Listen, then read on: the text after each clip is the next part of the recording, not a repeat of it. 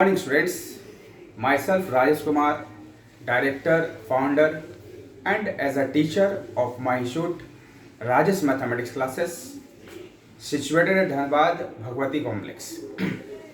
आज मैं उन विद्यार्थियों के लिए प्रस्तुत हुआ हूँ जो 10th के एग्ज़ाम दे करके आगे के अपने कैरियर के बारे में कुछ डिसाइड कर रहे होंगे या करना चाहते होंगे।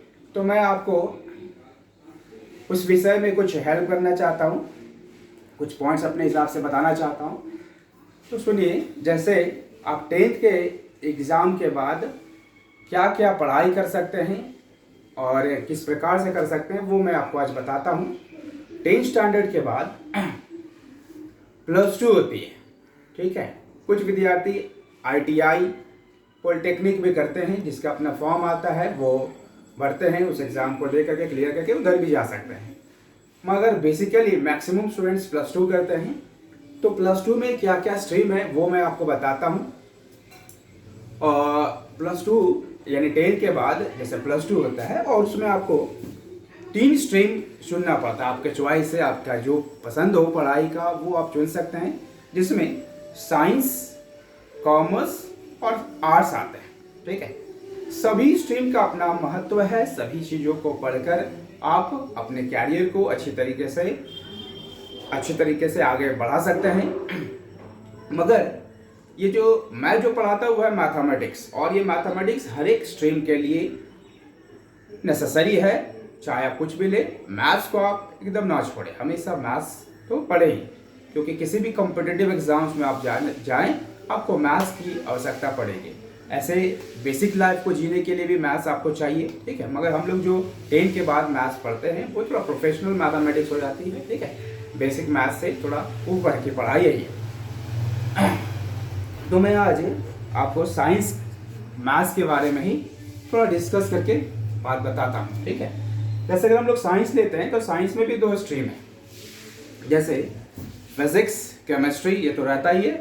आप मैथ्स रख सकते हैं या बायोलॉजी रख सकते हैं, ठीक है।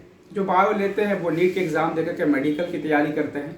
जो मैथमेटिक्स लेते हैं वो इंजीनियरिंग और भी बहुत सारे ब्रांचेस और भी बहुत सारे इसमें चीज़ है जो आप कर सकते हैं, ठीक है। बेसिकली यहाँ इंजीनियरिंग आता है, बीटेक होता है, फिजिक्स, केमिस्ट्री, मैथ्स करके वो आप कर सकते हैं, ठीक है। IIT के एग्ज़ाम्स दे सकते हैं।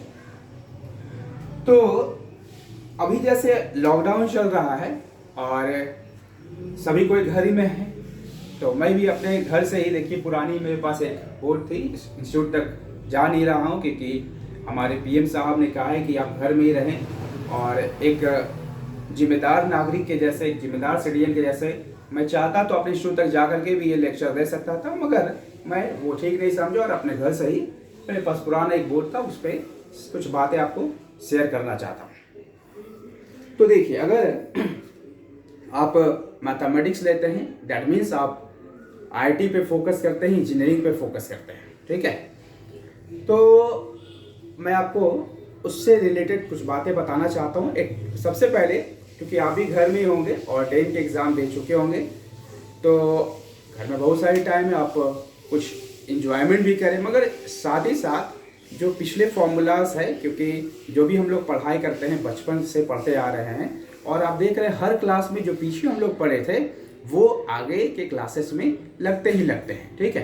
तो जो 10th में आप पढ़े हैं वो चीज़ भी 11th में आपको ज़रूर इस्तेमाल करना होगा, आगे के एग्ज़ाम्स, आगे के क्लासेस में भी इस्तेमाल करना होगा, और उससे अधिक चीज़ भी हम लोग को पढ़ना है। तो 10th में जो हम लोग का सिलेबस थे, ठीक है, वो आप एकदम क्लियर तो कर ही लिए होंगे, एग्ज़ाम भी आपका अच्छा गया होगा, मगर भगवान हम लोग को एक और शक्ति दी है कि हम लोग कुछ बातें भूल भी जाते हैं, ठीक है। तो अगर आप घर में इसी तरह बैठे हुए होंगे तो आप बातों को भूल सकते हैं, तो आप उसको रिवाइज करेंगे, ठीक है, जिससे आपको आगे पढ़ने में, आगे के पढ़ाई में बहुत हेल्प मिलेगा।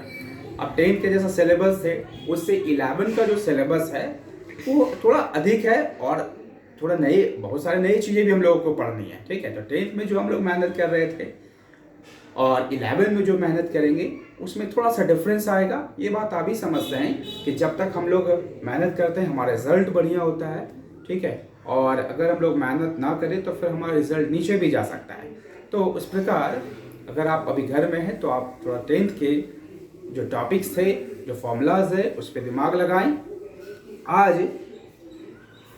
आज मैं आपको 11 के बारे में भी, 11 के मैथ्स के बारे में भी कुछ बातें बताता हूँ। जैसे 10th में जब आप पढ़ रहे थे तो आपके पास 15 चैप्टर्स थे मैथमेटिक्स में पढ़ने को। अब जब आप 11 में आ गए हैं तो 11 में आपके पास 33 चैप्टर्स होंगे, 33 चैप्टर्स होंगे। चैप्टर्स की संख्या अधिक होंगे।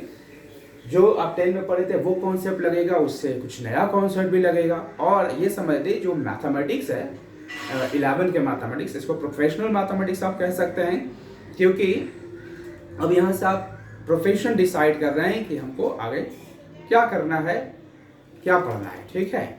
और ये मैथ्स, फिजिक्स, केमिस्ट्री में भी अप्लाई होता है। तो मैथ्स बहुत ही इंपॉर्टेंट टॉपिक है, बहुत ही इंपॉर्टेंट सब्जेक्ट है, इसको आपको फोकस करना ही चाहिए, ठीक है। तो आज मैं आपको यही बात बताना चाह रहा था कि 11th के मैथ्स में क्या चैप्टर्स है, क्या टॉपिक्स है, वो भी आप सुन ले। टॉपिक्स, सबसे बेसिक टॉपिक्स ट्रिगोनोमेट्री आते हैं। 11th के मैथ जो है वो 4 ब्रांचेस में है, ट्रिगोनोमेट्री, कोऑर्डिनेट ज्योमेट्री, उसके बाद अलजेब्रा है, और फिर कुछ इंपॉर्टेंस और भी थोड़े टॉपिक है।